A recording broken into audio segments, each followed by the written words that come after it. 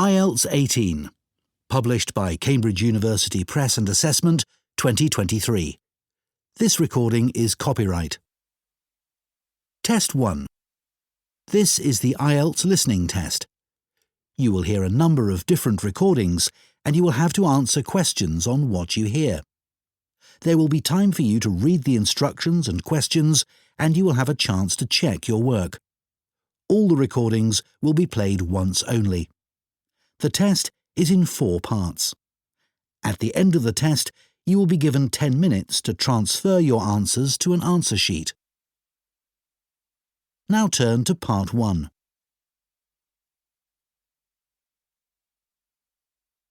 Part 1.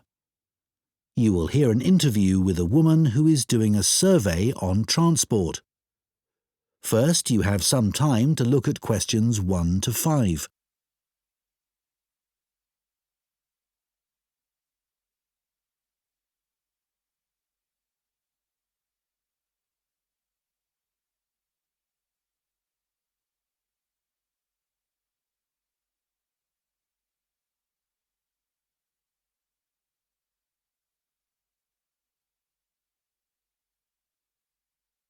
Now listen carefully and answer questions 1 to 5. Excuse me, would you mind if I asked you some questions? We're doing a survey on transport. Yes, that's okay. First of all, can I take your name? Yes, it's Sadie Jones. Thanks very much. And could I have your date of birth? Just the year will do, actually. Is that all right? Yes, that's fine. It's 1991. So, next, your postcode, please. It's DW30 7YZ.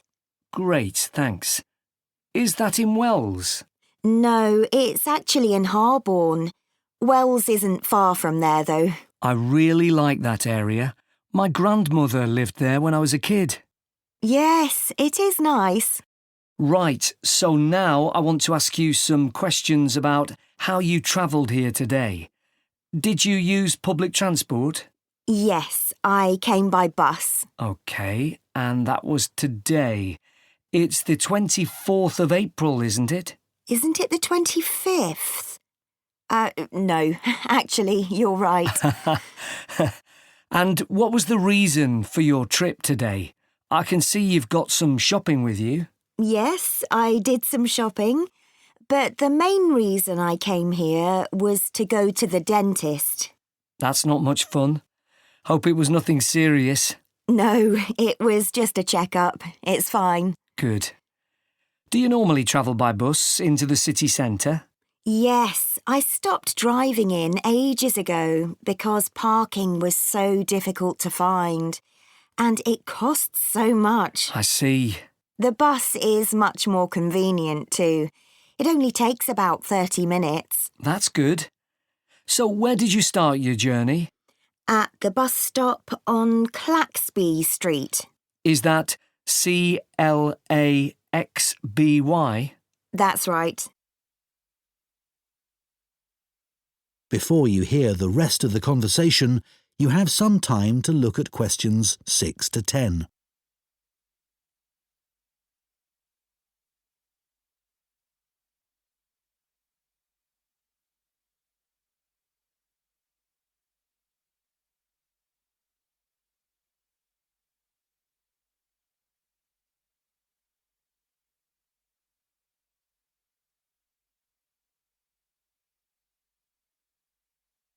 Now listen and answer questions 6 to 10. And how satisfied with the service are you? Do you have any complaints? Well, as I said, it's very convenient and quick when it's on time. But this morning it was late. Only about 10 minutes, but still. Yes, I understand that's annoying. And what about the timetable? Do you have any comments about that? I suppose I mainly use the bus during the day, but any time I've been in town in the evening, for dinner or at the cinema, I've noticed you have to wait a long time for a bus. There aren't that many. OK, thanks. So now I'd like to ask you about your car use. Well, I have got a car, but I don't use it that often. Mainly just to go to the supermarket. But that's about it, really. My husband uses it at the weekends to go to the golf club. And what about a bicycle? I don't actually have one at the moment. What about the city bikes you can rent? Do you ever use those? No, I'm not keen on cycling there because of all the pollution. But I would like to get a bike. It would be good to use it to get to work. So why haven't you got one now? Well, I live in a flat on the second floor and it doesn't have any storage. So we'd have to leave it in the hall outside the flat. I see. OK, well, I think that's all we need from you today, Sadie. That is the end of Part 1. You now have 1 minute to check your answers to Part 1.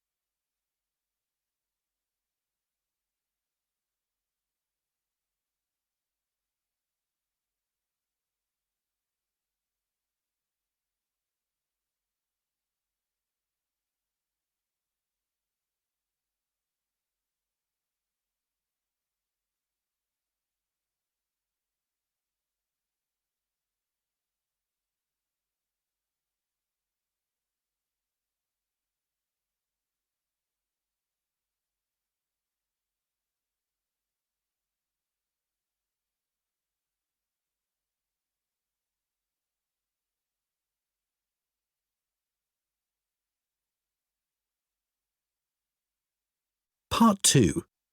You will hear a woman speaking to a group of people who are interested in becoming volunteers for an organisation called ACE. First, you have some time to look at questions 11 to 15.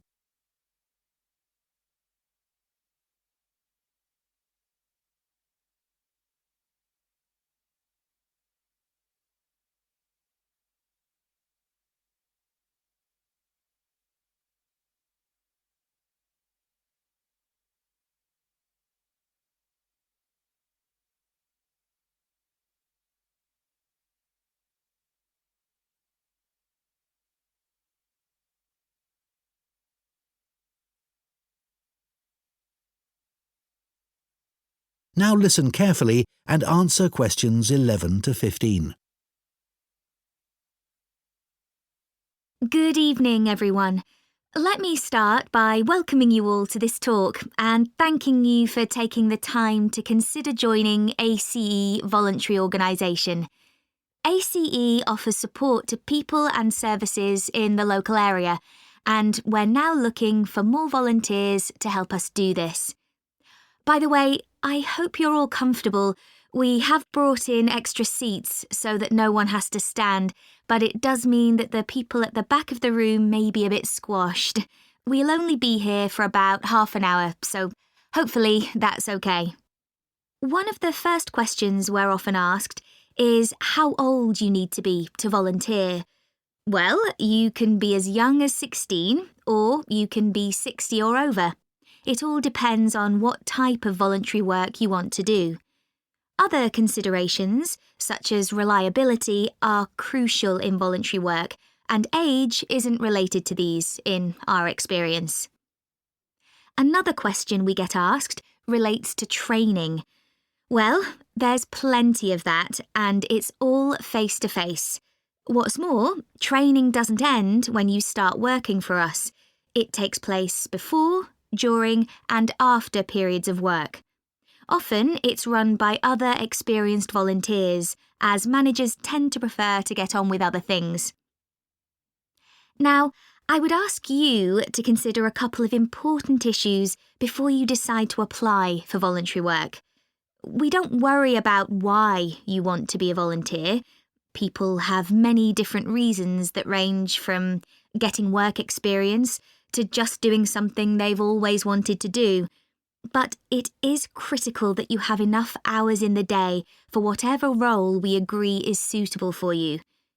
If being a volunteer becomes stressful, then it's best not to do it at all. You may think that your income is important, but we don't ask about that. It's up to you to decide if you can work without earning money. What we value is dedication. Some of our most loyal volunteers earn very little themselves, but still give their full energy to the work they do with us.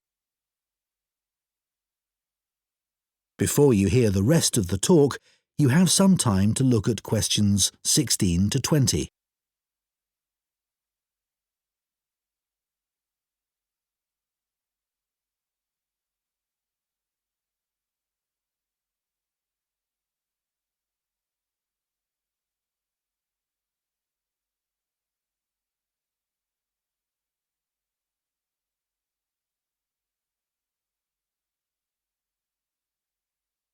Now listen and answer questions 16 to 20. OK, so let's take a look at some of the work areas that we need volunteers for and the sort of things that would help you in those. You may wish simply to help us raise money. If you have the creativity to come up with an imaginative or novel way of fundraising, we'd be delighted, as standing in the local streets or shops with a collection box can be rather boring. One outdoor activity that we need volunteers for is litter collection, and for this, it's useful if you can walk for long periods, sometimes uphill. Some of our regular collectors are quite elderly, but very active and keen to protect the environment. If you enjoy working with children, we have 3 vacancies for what are called playmates. These volunteers help children learn about staying healthy through a range of out-of-school activities. You don't need to have children yourself, but it's good if you know something about nutrition and can give clear instructions. If that doesn't appeal to you, maybe you would be interested in helping out at our story club for disabled children, especially if you have done some acting. We put on 3 performances a year based on books they have read, and we're always looking for support with the theatrical side of this. The last area I'll mention today is first aid. Volunteers who join this group can end up teaching others in vulnerable groups who may be at risk of injury.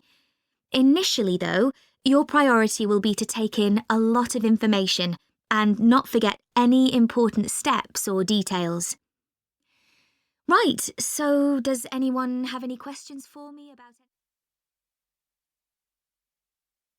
That is the end of Part 2.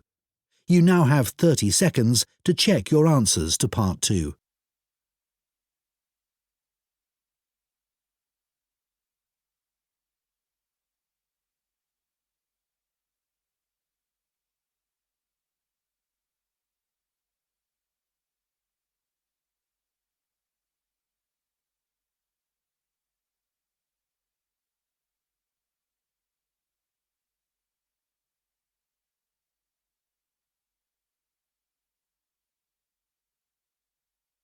Part 3.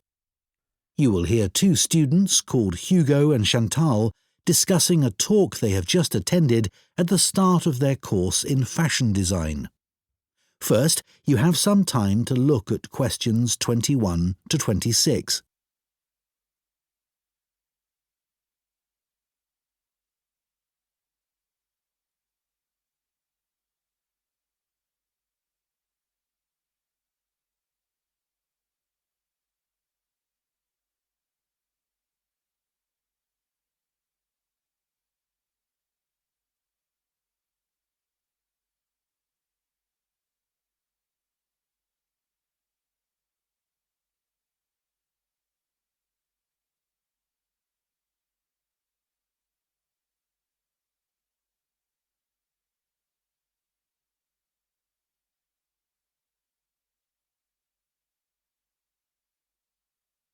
Now listen carefully and answer questions 21 to 26. Hi, Chantal. What did you think of the talk then? Hi, Hugo. I thought it was good once I'd moved seats. Oh, were the people beside you chatting or something?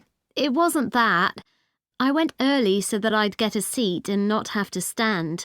But then this guy sat right in front of me and he was so tall. It's hard to see through people's heads, isn't it? Impossible.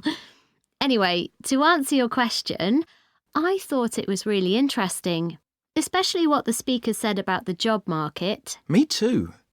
I mean, we know we're going into a really competitive field, so it's obvious that we may struggle to get work. That's right. And we know we can't all have that dream job. Yeah, but it looks like there's a whole range of areas of work that we hadn't even thought of, like fashion journalism, for instance. Yeah, I wasn't expecting so many career options. Overall, she had quite a strong message, didn't she? She did. She kept saying things like, I know you all think this, but... And then she'd tell us how it really is. Perhaps she thinks students are a bit narrow-minded about the industry. It was a bit harsh, though. We know it's a tough industry. Yeah, and we're only first years after all. We've got a lot to learn. Exactly. Do you think our secondary school education should have been more career-focused? Well, we had numerous talks on careers, which was good, but none of them were very inspiring. They could have asked more people like today's speaker to talk to us. I agree. We were told about lots of different careers, just when we needed to be, but not by the experts who really know stuff. So, did today's talk influence your thoughts on what career you'd like to take up in the future? Well, I promised myself that I'd go through this course and keep an open mind till the end. But I think it's better to pick an area of the industry now and then aim to get better and better at it. Well, I think we'll just have to differ on that issue. One thing's for certain, though. From what she said, we'll be unpaid assistants in the industry for quite a long time. I'm prepared for that. Aren't you? Actually, I'm not going to accept that view. Really? But she knows it's the case, and everyone else says the same. That doesn't mean it has to be true for me. Okay. Well, I hope you're right. Before you hear the rest of the discussion, you have some time to look at questions 27 to 30.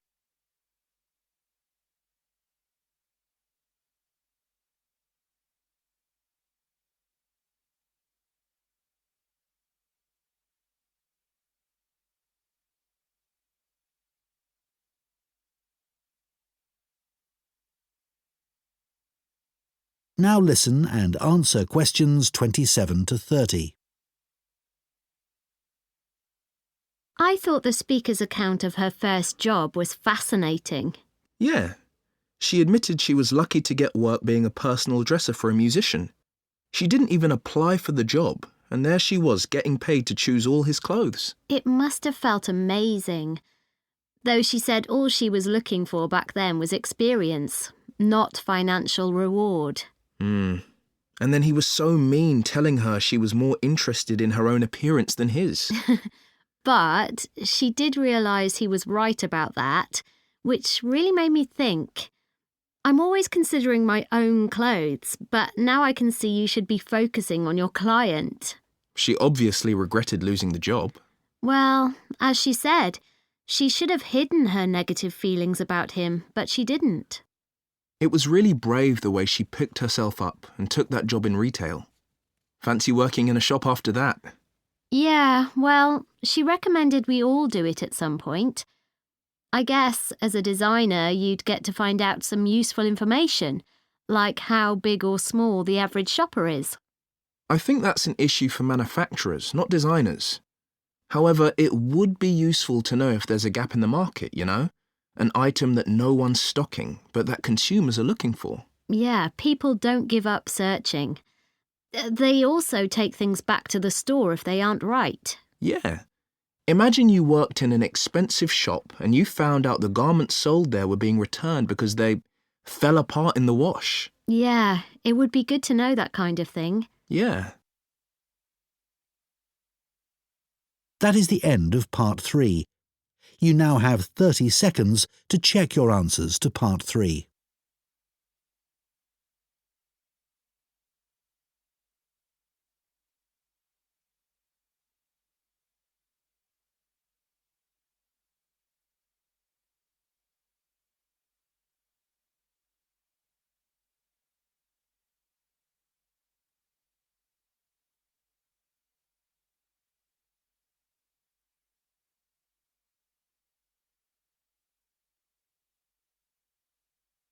Part 4. You will hear a zoology student giving a presentation on the process of moving wild elephants to a new reserve, known as translocation. First, you have some time to look at questions 31 to 40.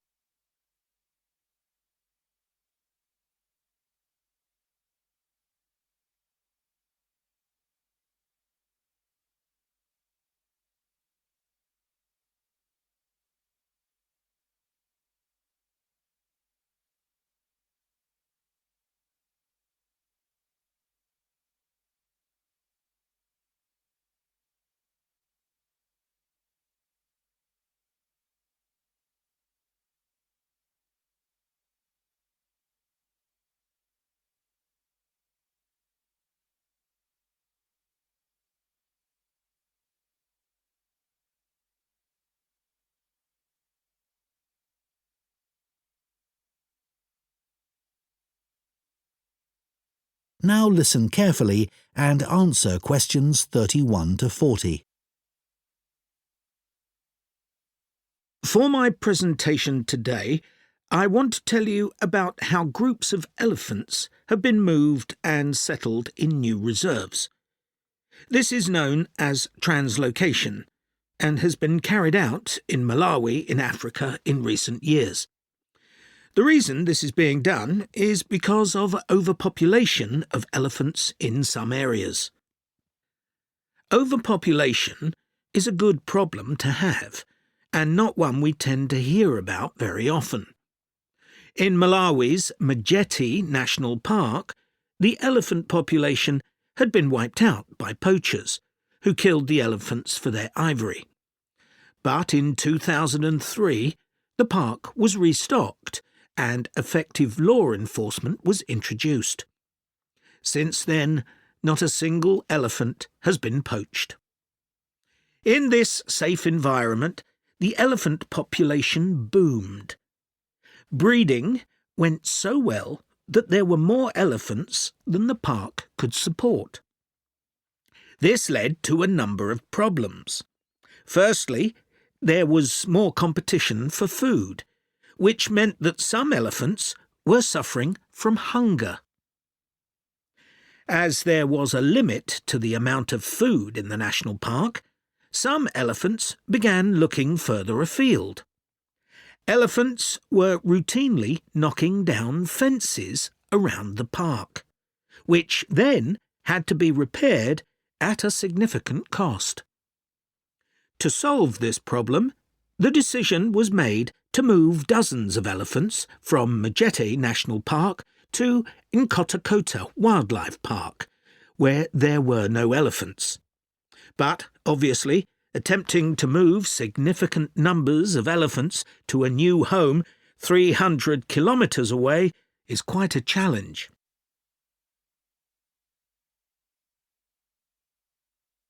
So, how did this translocation process work in practice? Elephants were moved in groups of between 8 and 20, all belonging to one family. Because relationships are very important to elephants, they all had to be moved at the same time. A team of vets and park rangers flew over the park in helicopters and targeted a group, which were rounded up and directed to a designated open plain. The vets then used darts to immobilise the elephants. This was a tricky manoeuvre, as they not only had to select the right dose of tranquilizer for different-sized elephants, but they had to dart the elephants as they were running around.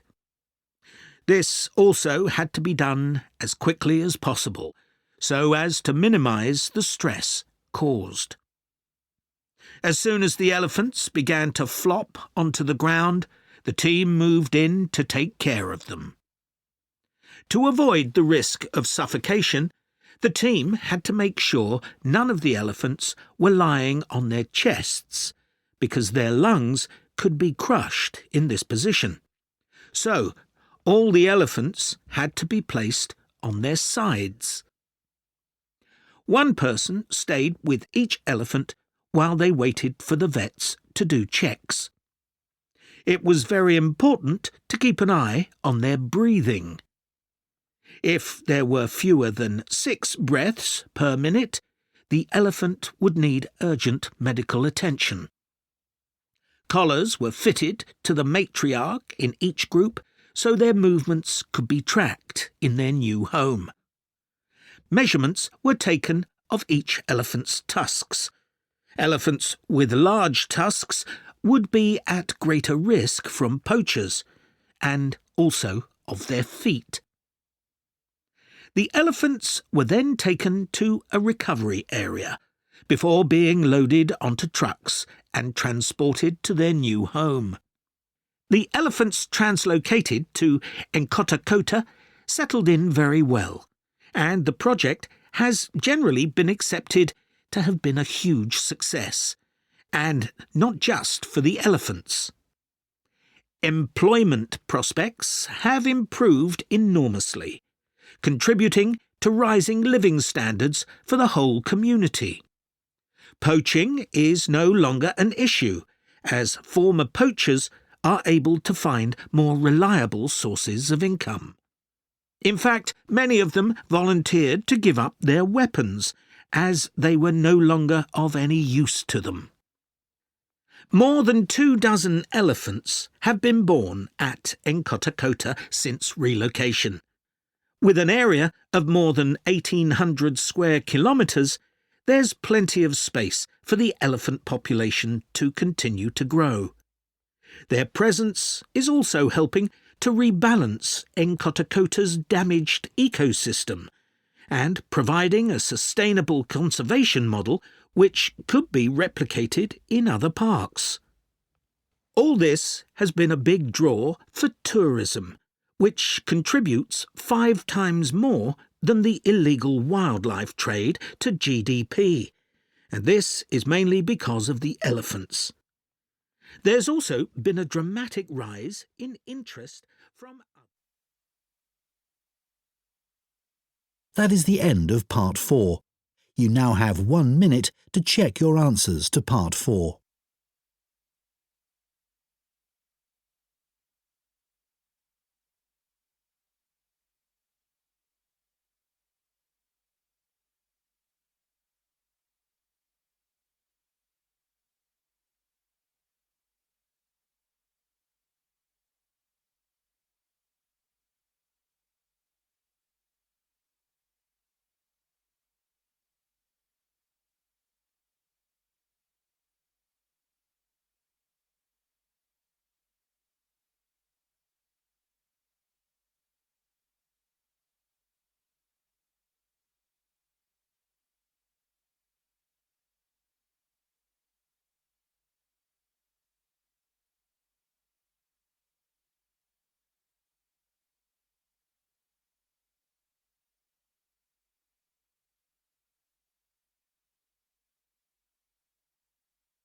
That is the end of the listening test. In the IELTS test, you would now have 10 minutes to transfer your answers to the listening answer sheet.